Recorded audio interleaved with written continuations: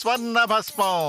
దీన్ని కనుక ఒక నెల రోజుల పాటు తీసుకున్నారనుకోండి, ధగ ధగ ధగ ధగ మన్మధుళ్ళ మెరిసిపోతారంట నమ్మండి. కానీ ధరే కొద్దిగా ఎక్కువ, 1000 రూపాయలు. పర్వాలేదు సార్, దీన్ని ఎలా పుచ్చుకోవాలి? ఉదయాన్నే ఒక స్పూను, రాత్రి పడుకోబోయే ముందు ఒక స్పూను.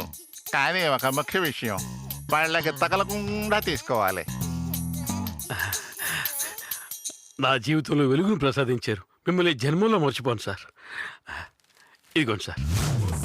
నేను మిమ్మల్ని మరవను.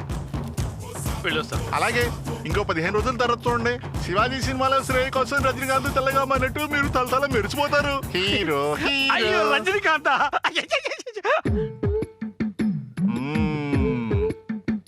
ఇప్పుడు ఎలా ఉన్నాడు అతనికి పెళ్ళి? హ్యాపీగా ఉన్నాడా? హ్యాపీగా ఎలా ఉంటాడండి? ఇండియాలో అతనికి పిల్లని ఇచ్చేవాళ్ళు ఎవరున్నారు? ఇస్తే ఆఫ్రికా వాళ్ళే ఇవ్వాలి. యా సరిగ్గా చూడవయ్యా, ఆ ఫోటోలు ఉన్నది నేనేనయ్యా. నన్ను చూసి ఆడపిల్లి వారే కాదురా, మా వాళ్ళు ఆశ్రయించుకుంటున్నారా.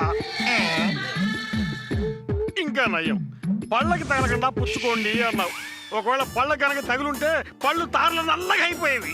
నువ్వేం దిగులు పడక నాయనా, తెల్లగా ఉన్నవాడిని నల్లగా మార్చాను, నల్లగా మారిన వాడిని తెల్లగా మార్చలేనా? దానికి ఒక లేహ్యం ఉందిలే, కానీ అది ఇంకొంచెం కాస్ట్లీ.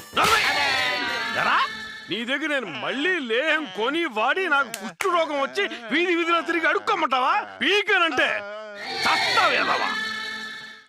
నాయనా, తమ్ముడు దగాకోరు నన్ను శివాజీ సినిమాలో రజనీకాంత్లా చేస్తానని ఇప్పుడు నా చింపాంజిలా తయారు చేసా కదరా. ఉన్నారు